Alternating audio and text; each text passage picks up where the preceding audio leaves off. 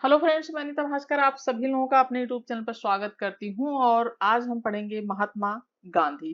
ठीक है, fifth chapter है ये, यूनिट 3 फिफ्थ चैप्टर महात्मा गांधी। ठीक है, ये पढ़ेंगे। और जो भी इंग्लिश की बुक आदि है उसको जरूर नोट करते चलें। और पेपर कैसा हुआ आप लोगों का पॉलिटिकल का जरूर कमेंट करिएगा। ठीक है, और नेक्स्ट एग्जाम आगे की तैयारी करें। और दिसंबर में फिर होगा यूजीसी नेट का पेपर, उसके अलावा टीजीटी पीटी के पेपर होने हैं। तो सभी पेपर को ध्यान में रखते हुए तैयारी बराबर करते रहें। ठीक है, कंटिन्यू। चलिए शुरू करते हैं। महात्मा गांधी। महात्मा गांधी का जन्म जैसा कि 2 अक्टूबर 1869 में गुजरात के पोरबंदर नामक स्थान पर हुआ था। अप्रैल 1893 में पोरबंदर के एक व्यापारिक संस्थान में बैरिस्टर के रूप में वे दक्षिण अफ्रीका के लिए रवाना हुए थे, वहां चले गए थे 1893 में। ठीक है, अगस्त 1894 को उन्होंने रंग भेद के खिलाफ आवाज उठाने के उद्देश्य से नेटाल इंडियन कांग्रेस की स्थापना की। 1903 में ट्रांसवाल ब्रिटिश इंडिया सोसाइटी की स्थापना की। ठीक है, किसकी स्थापना की 1903 में, ये सब बहुत महत्वपूर्ण पॉइंट है और ये सब आपको जरूर नोट करने ध्यान रखना है। ठीक है, तो 1903 में ट्रांसवाल ब्रिटिश इंडिया सोसाइटी की स्थापना की। 1 अक्टूबर 1904 को इंडियन ओपिनियन के प्रबंध और प्रकाशन का जिम्मा लिया। कब? 1 अक्टूबर 1904 को। और नवंबर दिसंबर 1904 में उन्होंने फिनिक्स आश्रम की स्थापना की। बहुत पूछा जाता है फिनिक्स आश्रम, ठीक है, स्थापना की। और गांधी जी 9 जनवरी 1915 में फिर भारत लौट आए। ठीक है, कब आए लौटकर? 1915 में 9 जनवरी। 25 मई 1915 को अहमदाबाद में साबरमती आश्रम की स्थापना की। तो साबरमती का स्थापना उन्होंने 25 मई को की थी 1915 में। सुभाष चंद्र बोस ने उन्हें राष्ट्रपिता कहा तथा रविंद्रनाथ टैगोर ने उन्हें महात्मा की उपाधि दी। बहुत आता था क्वेश्चन, पहले टीजीटी में अक्सर पूछते थे कि राष्ट्रपिता किसने कहा था, अभी भी पूछे जाते हैं ये क्वेश्चन। और उन्हें महात्मा की उपाधि किसने दी? तो महात्मा की उपाधि रविंद्रनाथ टैगोर ने दी थी और सुभाष चंद्र बोस ने उन्हें राष्ट्रपिता कहा था। ठीक है, गांधी जी व्यवहारिक आदर्शवादी थी। ठीक है, आदर्शवादी कहे जा सकते हैं। और गांधीवाद एक आदर्श विचारधारा है, आदर्शवादी विचारधारा है। और सत्य ही ईश्वर है गांधीवाद के अनुसार। गांधी जी ने इसी को अपना दर्शन बनाया था। और गांधी जी ने प्रेम को सत्य की प्राप्ति का मार्ग जो है इन्होंने बताया। ठीक है, और प्यारेलाल नैयर गांधी जी के निजी सचिव थे। कौन थे? प्यारेलाल नैयर ये जो थे गांधी जी के निजी सचिव थे, जिन्होंने गांधी जी के जीवन पर अनेक रचनाएं लिखी। ठीक है, ये प्यारेलाल जो है नैयर, उनकी रचना है Mahatma Gandhi the last phase discovery of Satyagraha. ठीक है, Mahatma Gandhi the last phase discovery of Satyagraha, ये जो है किसकी है? ये प्यारे लाल नैयर। ठीक है, और गांधी जी वर्ष 1893 में अफ्रीका गए थे और वहां उन्होंने फिनिक्स से टाल स्टाय फर्म की स्थापना की थी। तो इन्होंने कहां पे की थी? अफ्रीका में। तथा 1914 तक वे अफ्रीका में ही रहे थे। 1915 में आए थे ये 9 जून। टालस्टाय कौन थे? एक रूसी उपन्यासकार थे। ठीक है, जिन्होंने वार एंड पीस नामक 1869 नामक पुस्तक जो है इन्होंने उपन्यास लिखा था। बहुत महत्वपूर्ण पुस्तक है वार एंड पीस। ठीक है, ये किसकी पुस्तक है? उपन्यास है ये टाल अस्टाय का, जिससे गांधी जी अत्यधिक प्रभावित थे। और गांधी जी ने ब्रेड लेबर का विचार इन्हीं से लिया था। ठीक है, गांधी जी को प्रभावित करने वाले विचार क्या थे? गांधी जिन जिन विचारधाराओं और व्यक्तियों से प्रभावित थे उनमें से गीता व रामायण उल्लेखनीय है। यानी गीता से प्रभावित थे और रामायण से बहुत अधिक प्रभावित थे गांधी जी। गांधी जी बौद्ध धर्म के शांति व हिंसा के विचार से प्रभावित थे। गांधी जी इस्लाम धर्म की बंधुता की संकल्पना से प्रभावित थे। लियो टालस्टाय के the kingdom of God is with in you, वो इस कथन से प्रभावित थे। हेनरी डेविड थोरो के द एसेज ऑन सिविल, ठीक है, डिसवेंचर्स ये 1849 इससे प्रभावित थे। ठीक है। जॉन रस्किन की रचना अनटू दिस लास्ट, ये भी महत्वपूर्ण रचना है जॉन रस्किन की, अनटू दिस लास्ट 1860, इससे भी वो प्रभावित थे। और सर्वोदय, कई बार पूछ लेता है सर्वोदय का रूपांतरण कहाँ से लिया जाता है या सर्वोदय का कहाँ से लिया उन्होंने, तो ये अनटू द लास्ट जो जॉन रस्किन की रचना थी, ये सर्वोदय इसी का रूपांतरण माना जाता है जो कि गुजराती भाषा में लिखी गई है। ठीक है। सर्वोदय, सर्वोदय इनकी रचना है गांधी जी की, तो सर्वोदय जो है इसी का रूपांतरण माना जाता है जो गुजराती भाषा में लिखी गई है। और गांधी जी ने शिक्षा जॉन रस्किन से ली, प्रत्येक व्यक्ति को श्रम करना चाहिए। ठीक है। क्योंकि ब्रेड लेबर का उन्होंने वो लिया वहां से, तो गांधी जी ने ये रस्किन से, जॉन रस्किन से ली कि श्रम करना चाहिए। जितना महत्व एक वकील के श्रम का है उतना ही महत्व नाई के भी श्रम का है। ठीक है। लियो टॉलस्टॉय के उपन्यास जो वार एंड पीस 1869 से गांधी जी बहुत अधिक प्रभावित थे वार एंड पीस से। गांधी जी के विचारों का आध्यात्मिक पक्ष, गांधी जी मूलतः धार्मिक और आध्यात्मिक व्यक्ति थे।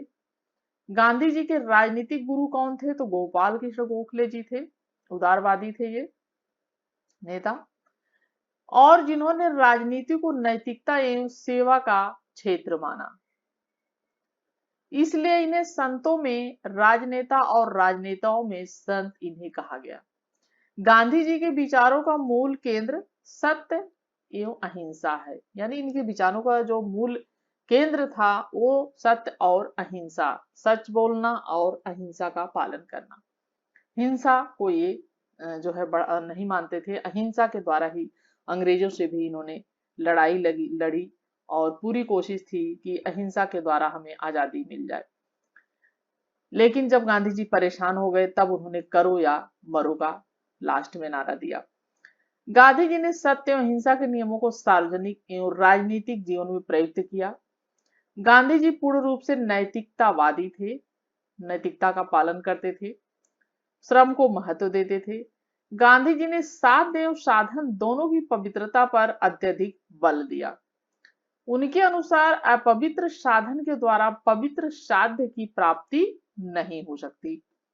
गांधी जी ने किसको महत्व दिया, साध्य और साधन की पवित्रता पर, और उनके अनुसार अपवित्र साधन के द्वारा पवित्र साध्य की प्राप्ति नहीं हो सकती है। वे मूलतः एक आदर्शवादी व्यक्ति थे, इन्हें आदर्शवादी अराजकतावादी भी कहा जाता है, लेकिन उनका आदर्शवाद व्यवहारिक था। गांधी जी ने सार्वजनिक जीवन में सत्य और अहिंसा का प्रयोग किया। ठीक है। गांधी जी के अनुसार धर्म और राजनीति क्या है, गांधी जी के लिए धर्म का अभिप्राय अत्यधिक विस्तृत रूप में था, अतः धर्म का आशय जो धारण करने योग्य है वही धर्म है। गांधी जी के मतलब था धर्म का, यानी जो धारण करने योग्य है वही धर्म है, और उनके लिए धर्म का अर्थ नैतिक कार्य और मानवता की भलाई के लिए कार्य करना था। धर्म का मतलब था गांधी जी के लिए धर्म पालन करने का आशय सत्य तथा अहिंसा के मार्ग पर चलना है। गांधी जी धर्म नैतिकता विहीन राजनीति की कल्पना नहीं करते थे। ठीक है। यानी गांधी जी धर्म और नैतिकता विहीन राजनीति की कल्पना नहीं करते थे। उनके शब्दों में धर्म विहीन और नैतिकता विहीन राजनीति नहीं हो सकती। ठीक है। यानी धर्म को महत्व देते थे तो धर्म और नैतिकता विहीन राजनीति की कल्पना नहीं करते थे। उनके शब्दों में धर्म विहीन नैतिकता विहीन राजनीति नहीं हो सकती, क्योंकि धर्म को नैतिकता से जोड़कर देखा जाता है। अतः वे पाश्चात्य विचारों के आलोचक थे जिसमें पंथ निरपेक्षता पर बल प्रदान किया गया। उन्होंने पंथ निरपेक्षता की बजाय सर्वधर्म समभाव पर उन्होंने बल दिया, जैसा कि हमारे संविधान में पंथ निरपेक्षता की बात की गई है। तो गांधी जी के अनुसार सत्य और अहिंसा, गांधी जी ने अपनी आत्मकथा सत्य के प्रयोग the story of my experiments with truth, ठीक है, सत्य के साथ मेरे प्रयोग, और मैंने पुस्तक पढ़ी है, बहुत अच्छी पुस्तक है। आप हिंदी में पढ़ना चाहें तो आप हिंदी में पढ़ सकते हैं। ठीक है। और इंग्लिश में आप पढ़ना चाहे तो आप इंग्लिश में पढ़े, इंग्लिश में इस नाम से मिलेगी, the story of my experiment with truth, और सत्य के साथ मेरे प्रयोग, हिंदी में। और मैंने हिंदी में पढ़ी ये पुस्तक, मुझे बहुत अच्छी लगी और उनके विचार जानने को मिले। और सत्य के लिए अलग कोई ईश्वर नहीं होता है, अहिंसा की साधना से सत्य को प्राप्त किया जा सकता है, सत्य की ओर ले जाने वाला मार्ग अहिंसा ही है। गांधी जी के अनुसार अहिंसा के दो अभिप्राय हैं, नकारात्मक अहिंसा और सकारात्मक अहिंसा। ठीक है, उन्होंने दो प्रकार माने अहिंसा के, सकारात्मक और नकारात्मक, निगेटिव और पॉजिटिव। नकारात्मक रूप में अहिंसा का अर्थ किसी की हत्या न करना, तथा सकारात्मक जो है उसका मतलब होता है, सकारात्मक अहिंसा का प्राणी मात्र के प्रति प्रेम से है। ठीक है, नकारात्मक अहिंसा का अर्थ किसी की हत्या न करना और सकारात्मक रूप से अहिंसा का अर्थ प्राणी मात्र के प्रेम से है। गांधी जी के अनुसार अहिंसा मनसा वाचा यूं कर्मणा होना चाहिए, यानी अहिंसा मन से, वचन से और कर्म से होना चाहिए। मनसा वाचा यूं कर्मणा होनी चाहिए, अहिंसा मन से, वचन से और कर्म से। गांधी जी के अनुसार अहिंसा वह सिद्धांत है जिसमें अपने विरोधियों को प्रेम से जीता जाता है, न कि घृणा या संघर्ष से। गांधी जी बाइबिल के इस कथन के समर्थक थे कि पाप से घृणा करो, पापी से नहीं। ठीक है, गांधी जी जैसा कि बाइबिल से या कथन से समर्थक थे कि यानी पाप से घृणा करो, लेकिन अगर पापी है तो उससे घृणा मत करो, उसको सुधारा जा सकता है, सुधारने के पक्ष में गांधी जी रहती थी। गांधी जी अहिंसा को वीरों का गुण समझते थे, यानी जो वीर है उसको अहिंसा नहीं करनी चाहिए, उसे उसका गुण समझते थे, न कि कायरों का। क्योंकि कई बार ऐसा होता है कि बिल्कुल गांधी जी के अहिंसावादी विचारों से सुभाष चंद्र बोस और जो लोग गर्म दल के नेता थे बहुत परेशान हो जाते थे, उन्हें लगता था कि गांधी जी क्यों जो है अहिंसा पे इतना ज्यादा है, बहुत बार झुकना पड़ता था। उन्होंने चौरी चौरा कांड जब हुआ वहां पे 5 फरवरी 1922 में, जो असहयोग आंदोलन को उन्होंने सिर्फ हिंसा की वजह से वापस ले लिया था, क्योंकि वहां पे जो है पुलिस चौकी फूंक दी गई थी और वहां पे पुलिसकर्मी मारे गए थे और लोग मारे गए थे, तो गांधी जी ने उसे वापस ले लिया था। तो इन सब चीजों से लोग बहुत नाराज होते थे, नेता जो थे। तो उनका कहना था कि ये इसका मतलब ये नहीं कि हम कायर हैं अगर हमने अहिंसा को बढ़ावा दिया। तो वो कहते थे कि अहिंसा वीरों का गुण मानते थे, न कि कायरों का। और गांधी जी का कहना था कि यदि हिंसा और कायरता में से किसी एक को चुनना हो तो मैं हिंसा को चुनूंगा, न कि कायरता को। लेकिन अगर कायरता और हिंसा की बात की जाए तो गांधी जी ने कहा था कि मैं हिंसा को चुनूंगा, कायरता को लेकिन नहीं चुनूंगा। ठीक है, अब आ जाते हैं सत्याग्रह। सत्याग्रह का आशय है सत्य का आग्रह, यानी इसका मतलब सत्य का आग्रह। ठीक है, सत्याग्रह कमजोर का नहीं बल्कि शक्तिशाली व्यक्ति का अस्त्र है। उन्होंने कहा आत्मा को शक्तिशाली बनाने के लिए व्यक्ति को सत्य, अहिंसा, अस्तेय, अपरिग्रह, ब्रह्मचर्य का पालन करना चाहिए। सत्य का पालन, अहिंसा का पालन, अस्तेय यानी चोरी नहीं करना, अपरिग्रह मतलब धन आदि ये सब चीजें इकट्ठी नहीं करनी, अपरिग्रह, और ब्रह्मचर्य का पालन करना चाहिए। और उनके अनुसार शक्तिशाली का आशय आत्मिक रूप में शक्तिशाली होना है, भौतिक रूप में नहीं। निष्क्रिय प्रतिरोध का सिद्धांत अरविंदो घोष ने दिया था। सत्याग्रह और निष्क्रिय प्रतिरोध में अंतर होता है। सत्याग्रही व्यक्ति विरोधी के नुकसान का प्रयास नहीं करता बल्कि वह विरोधी के हृदय परिवर्तन का प्रयास करता है। तो जो सत्याग्रही व्यक्ति होता है, गांधी जी कहते थे, वह नुकसान का प्रयास नहीं करता बल्कि विरोधी का हृदय जो है, उसके मन का जो है, वो उसको परिवर्तित करने की कोशिश करता है। और गांधी जी यही करने की कोशिश करते थे। ठीक है, बातचीत के द्वारा इन सब चीज को द्वारा वो चीजों को कोशिश करते थे। ठीक है, ऐसा नहीं कि अंग्रेजों ने जो किया तो उसके बदले तुरंत मार काट दिया जाए। और वह हिंसा का प्रयोग कभी नहीं करता। ठीक है, निष्क्रिय प्रतिरोध का आशय नकारात्मक रूप में विरोध करना था, अवसर पाने पर हिंसा का प्रयोग किया जा सकता है। यानी अगर अवसर हो तो निष्क्रिय प्रतिरोध में अंतर होता है, यानी कि निष्क्रिय प्रतिरोध का मतलब अगर जरूरत पड़े तो हिंसा की जा सकती है। सत्याग्रह के निम्नलिखित दो प्रकार होते हैं, असहयोग और सविनय अवज्ञा। सविनय अवज्ञा आंदोलन और असहयोग आंदोलन उन्होंने चलाया था। और नकारात्मक रूप में असहयोग का असर सहयोग न करने से है। यानी जैसे कि उस समय सरकारी कार्यों और जो है जो विदेशी चीजें थी उन वस्तुओं का बहिष्कार करना, ठीक है। और इन सब चीजों का उन्होंने समर्थन किया कि विदेशी वस्तुओं को बहिष्कार किया जाए, सरकारी कार्य काज है उनको न किया जाए। इन सब चीजों से क्या करना था उनको, अंग्रेजों का असहयोग करना था। यानी अंग्रेजों जो थे वो शासन का असहयोग करना था।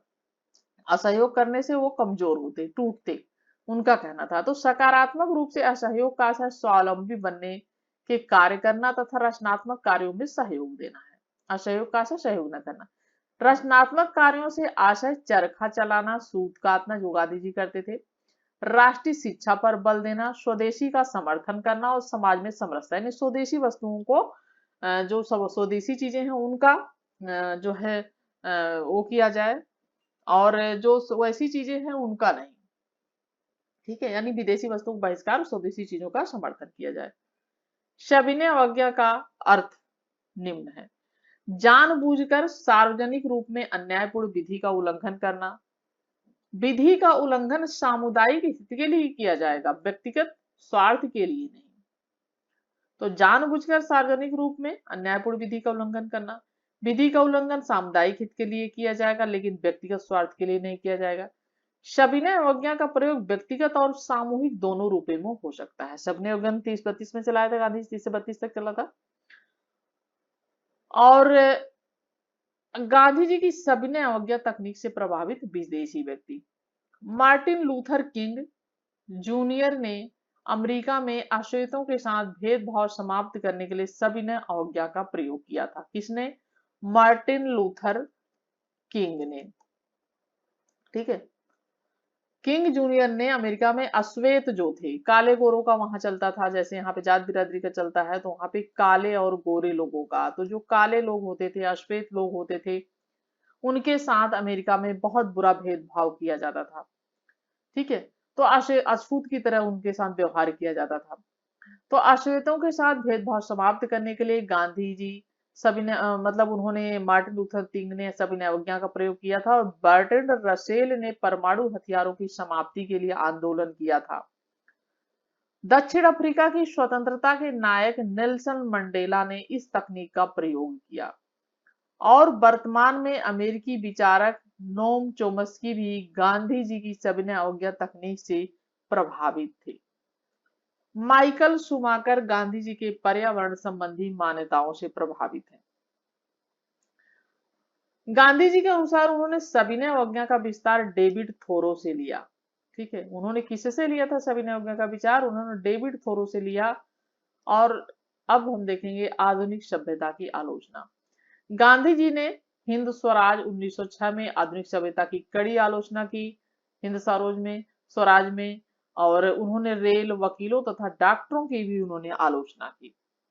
गांधी जी के अनुसार सभ्यता का आशय भौतिकता एवं मशीनों का विकास नहीं है। यानी सभ्यता का मतलब ये नहीं है कि मशीनों का आविष्कार कर दिया, जैसा कि अब बहुत ज्यादा अधिक मशीनों पर व्यक्ति जो है उस पर निर्भर होता चला जा रहा है और मशीनी युग होता रहा है। आजकल आप देख रहे होंगे कितनी गर्मी हो रही है, इसीलिए पर्यावरण के अनुकूल के साथ हमें नेचर के साथ चलना चाहिए था, लेकिन हम नेचर के साथ नहीं चले और हम जो है कृत्रिम चीजें, आधुनिक चीजें अपना रहे हैं, जिसकी वजह से पर्यावरण प्रदूषण, बहुत सारी दिक्कतें आ रही हैं, ग्लोबल वार्मिंग की समस्या, बहुत सारी चीजें, क्योंकि हम प्रकृति के अनुकूल नहीं हैं, हम प्रकृति के विपरीत चलते जा रहे हैं। गांधी जी के अनुसार सभ्यता का आशय भौतिकता एवं मशीनों का विकास नहीं है, सभ्यता मानवीय एवं आत्मा का विकास है। गांधी जी पाश्चात्य सभ्यता के कड़े आलोचक थे। जो पाश्चात्य सभ्यता थी, विदेशी सभ्यता, पाश्चात्य सभ्यता, उसके वो विरोधी थे, पश्चिमी सभ्यता के। गांधी जी के अनुसार पाश्चात्य सभ्यता भौतिकवादी है तथा वहां शक्तियों का केंद्रीयकरण है। आर्थिक तथा राजनीतिक दोनों रूपों में इस केंद्रीकरण से हिंसा उत्पन्न होती है। ठीक है, राज्य का विचार। गांधीवाद को जैसा कि दार्शनिक अराजकतावादी भी कहा जाता है, और उन्होंने शांतिवादी अराजकतावादी भी कहा जाता है उन्हें। क्योंकि सत्याग्रही और अहिंसात्मक नैतिक जीवन के लिए राज्य की कोई आवश्यकता नहीं होगी। गांधी जी ने राज्य को आत्मा रहित मशीन कहा, जिसके द्वारा हिंसा का संगठित प्रयोग किया जाता है। गांधी जी राज्य नामक संस्था का विरोध करते थे, क्योंकि गांधी जी के अनुसार आदर्श व्यवस्था में राज्य की कोई आवश्यकता नहीं है। राज्य की हिंसा व्यक्ति की हिंसा से भयंकर होती है। गांधी जी ने समूची पाश्चात्य सभ्यता की आलोचना की। उन्होंने संसदीय लोकतंत्र, बहुमत के शासन एवं दलीय प्रणाली को पूर्ण रूप में अस्वीकृत कर दिया। ठीक है। गांधी जी ने संसद को बाज औरत कहा। ठीक है, कई बार ये पूछ लेता है कि किसने संसद को बाज औरत कहा, तो इन्होंने कहा था गांधी जी ने। गांधी जी के अनुसार समूची पाश्चात्य सभ्यता में शक्तियों का केंद्रीकरण पाया जाता है, इसीलिए ऐसा समाज अहिंसात्मक नहीं हो सकता। इसीलिए गांधी जी विकेंद्रित शासन के समर्थक थे और गांधी जी के लिए आदर्श राज्य राम राज्य होगा, परंतु व्यवहारिक रूप में उन्होंने पंचायती राज का भी समर्थन उन्होंने किया था। और गांधी जी का रामराज गांव का एक संघ होगा। और गांधी जी के अनुसार शहरों में व्यक्ति रहते हैं, लेकिन गांव में देवता निवास करते हैं, क्योंकि आपस में बहुत प्यार होता है गांव में। उनके अनुसार राजनीति का आशय लोक नीति या लोक कल्याण है, शक्ति के लिए संघर्ष नहीं है। यानी उनके अनुसार राजनीति का जो मतलब है वो लोक नीति और लोक कल्याण है, लेकिन शक्ति के लिए संघर्ष नहीं है। उन्होंने विकेंद्रित शासन का समर्थन करते हुए गांव को मूल इकाई माना और उनके अनुसार गांव के लोग जनपद से प्रांत तथा प्रांत के लोग अखिल भारतीय प्रतिनिधियों को निर्वाचित करेंगे। गांधी जी सबसे बड़े लोकतंत्रवादी, समाजवादी तथा व्यक्तिवादी थे, परंतु पाश्चात्य अर्थ में बिल्कुल नहीं। ठीक है। अधिकारों का विचार। गांधी जी एक बड़े व्यक्तिवादी विचारक थे, परंतु उनका व्यक्तिवाद नैतिक था। उनके अनुसार यदि प्रत्येक व्यक्ति अपने कर्तव्यों का पालन करे तो व्यक्तियों के बीच में अधिकारों के लिए संघर्ष नहीं होगा। ठीक है। अब हम बात करेंगे स्वराज की। स्वतंत्रता। गांधी जी का मूल उद्देश्य स्वराज की प्राप्ति करना था। स्वराज शब्द मूलतः किससे लिया गया? उपनिषदों से लिया गया, जिसका अर्थ है कि स्वयं पर शासन या स्वशासन, सेल्फ रूल। ठीक है। स्वराज के नैतिक, आध्यात्मिक एवं राजनीति दोनों अर्थ माने जा सकते हैं। नैतिक एवं आध्यात्मिक रूप में स्वराज का अर्थ स्वशासन या आत्मनियंत्रित होना है, जबकि राजनीतिक रूप में स्वराज का आशय लोगों द्वारा अपना शासन स्वयं करना है। स्वराज शब्द का व्यवस्थित प्रयोग सर्वप्रथम तिलक ने किया। ठीक है, जो उन्होंने कहा कि स्वराज मेरा जन्म सिद्ध अधिकार है और मैं इसे लेकर रहूंगा। तो बाल गंगाधर ने स्वराज शब्द का प्रयोग उन्होंने किया। और तिलक के अनुसार स्वराज के निम्न अर्थ हैं। स्वराज का आशय एक ही धर्म या प्रजाति के लोगों पर समान धर्म या प्रजाति के लोगों का शासन है। स्वराज का अभिप्राय उत्तरदायियों, सहमति पर आधारित शासन है। स्वराज का आशय लोगों की राजनीतिक प्रक्रिया में सहभागिता है। ठीक है। तिलक ने स्वराज का प्रयोग डोमिनियन स्टेट के रूप में किया। इसीलिए भारतीय राष्ट्रीय आंदोलन में स्वराज एवं पूर्ण स्वराज में अंतर किया जाता है और पूर्ण स्वराज की मांग 1929 से कांग्रेस के लाहौर अधिवेशन में रखी गई। ठीक है, 1929 में। और गांधीवाद का आर्थिक पक्ष, ट्रस्टीशिप का सिद्धांत क्या है? ट्रस्टीशिप सिद्धांत के अनुसार संपत्तिशाली व्यक्ति अपनी संपत्ति का मालिक नहीं बल्कि ट्रस्टी है। गांधी जी अरस्तु के इस सिद्धांत के समर्थक थे कि संपत्ति व्यक्तिगत होनी चाहिए तथा उपभोग सार्वजनिक होना, यानी संपत्ति को व्यक्तिगत अधिकार होना चाहिए लेकिन उसका उपयोग सार्वजनिक रूप से होना चाहिए। और गांधी जी ने भारत में पूंजीपतियों को अपनी संपत्ति को व्यक्तिगत नहीं बल्कि संपूर्ण समाज की धरोहर समझने को कहा और इस हेतु पूंजीपतियों से हृदय परिवर्तन की मांग की। और इस सिद्धांत के अनुसार ईश्वर संपत्ति का मालिक है, व्यक्ति संपत्ति का ट्रस्टी है। इस सिद्धांत को उन्होंने माना। गांधी जी का प्रसिद्ध कथन है कि प्रकृति के द्वारा सभी की आवश्यकताओं के लिए पर्याप्त सामग्री उपलब्ध है, लेकिन किसी भी एक व्यक्ति के लालच के लिए प्रकृति में संपदा का अभाव है। तो गांधी जी का प्रसिद्ध कथन है कि प्रकृति के द्वारा सभी की आवश्यकताओं के लिए पर्याप्त सामग्री, यानी नेचर ने सबके लिए पर्याप्त सामग्री उपलब्ध की है, लेकिन किसी भी एक व्यक्ति के लालच के लिए प्रकृति में संपदा का अभाव है। ठीक है, इसीलिए गांधीवादी विचारधारा में दान पर अत्यधिक महत्व दिया गया। दान के कई रूप हैं: श्रम दान, संपत्ति का दान, भूमि का दान और ग्राम दान।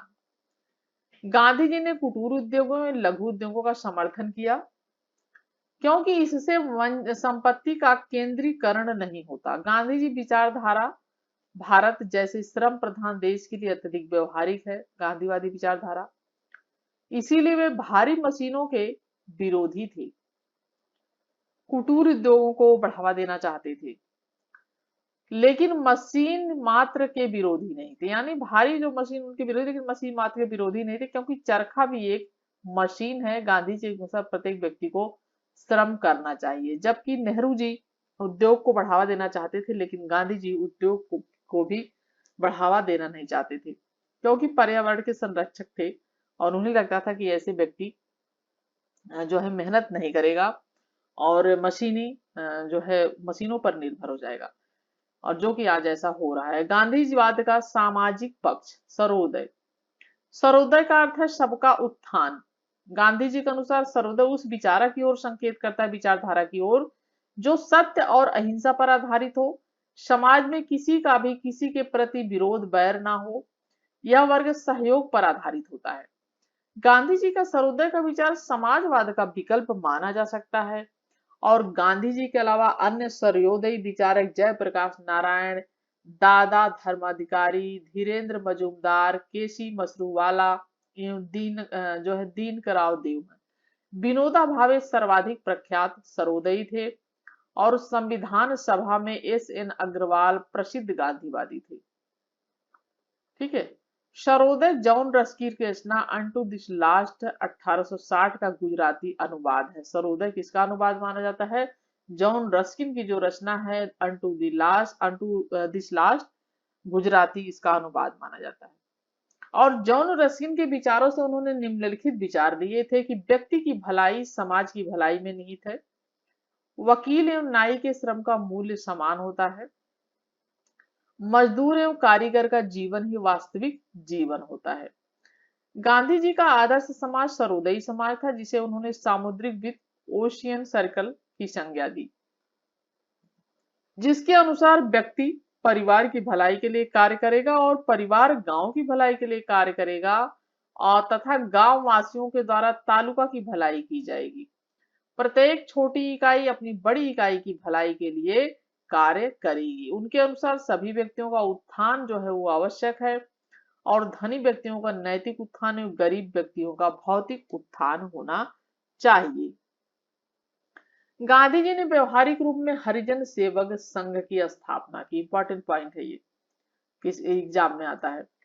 गांधी जी ने वर्णाश्रम व्यवस्था को स्वीकार किया, यद्यपि उन्होंने इसे जन्म से नहीं बल्कि कर्म के आधार पर माना था। वर्णाश्रम जो व्यवस्था थी, ठीक है, 4 वर्णों में जो बटे हुए थे लोग, तो उन्होंने इसको जन्म से नहीं बल्कि कर्म के आधार पर माना, क्योंकि पहले तो कर्म के आधार पर, धीरे धीरे जन्म के आधार पर चीजें होंगी। ब्राह्मण, क्षत्रिय, वैश्य, शूद्र, 4 वर्णों में समाज बटा हुआ था। ठीक है, नई तालीम। नई तालीम के द्वारा गांधी जी ने पश्चिमी शिक्षा का प्रभावी विकल्प प्रस्तुत किया। शिक्षा मातृभाषा में दी जानी चाहिए, जैसा कि आजकल भी इस बात का बढ़ावा किया जा रहा है सरकार में इस द्वारा, कि इसी नई शिक्षा नीति के अनुसार भी इसमें परिवर्तन किया गया है कि शिक्षा को मातृभाषा में दी जानी चाहिए, क्योंकि बहुत से लोग हैं जो वंचित रह जाते हैं शिक्षा से। शिक्षा में चरित्र विकास और सादगी तथा शारीरिक शिक्षा पर बल दिया। शिक्षा में कुटीर उद्योग और हस्तकला का प्रशिक्षण दिया जाएगा। स्वरोजगार को बढ़ावा देना चाहते थे, जैसा कि आजकल मोदी जी भी करने की कोशिश कर रहे हैं ये सब चीजें। शिक्षा गांव में ही प्रदान की जाएगी। शिक्षा के लिए धन आम लोगों से एकत्र किया जाएगा। नई तालीम में प्राथमिक शिक्षा के साथ प्रौढ़ शिक्षा पर भी बल प्रदान किया गया। कुछ तथ्य महत्वपूर्ण हैं। केसी मसरूवाला ने अपनी रचना गांधी और मार्क्स में कहा, किसकी महत्वपूर्ण रचना है? मसरूवाला की, केजी मसरूवाला। गांधी एवं मार्क्स, कि गांधीवाद हिंसा जोड़ने से या मार्क्सवाद नहीं होगा। गांधीवाद से अगर हिंसा को जोड़ दिया जाए तो मार्क्सवाद नहीं होगा। गांधी जी ने दक्षिण अफ्रीका में ग्रीन पंपलेट और इंडियन ओपिनियन 1909 नामक विचार पत्र प्रकाशित किया था। ग्रीन पंपलेट और इंडियन ओपिनियन, तथा इंडियन ओपिनियन को साप्ताहिक पत्रिका के रूप में प्रकाशित किया जाने लगा। गांधी जी के राजनीतिक विचार हिंद स्वराज में पाए जाते हैं। हिंद स्वराज का प्रकाशन वर्ष 1938 में हुआ और गांधी जी की आत्मकथा the story of my experiments with truth 1929 है, जो गुजराती भाषा में लिखी है तथा जिसका अंग्रेजी अनुवाद महादेव देसाई ने किया था। इन पॉइंट को ध्यान दें कि ये पुस्तक लिखी है आत्मकथा गांधी जी की गुजराती भाषा में, लेकिन इस पर अंग्रेजी में किसने इसे जो है अनुवाद किया? तो महादेव देसाई ने। ठीक है, देसाई ने इसका अंग्रेजी अनुवाद किया है।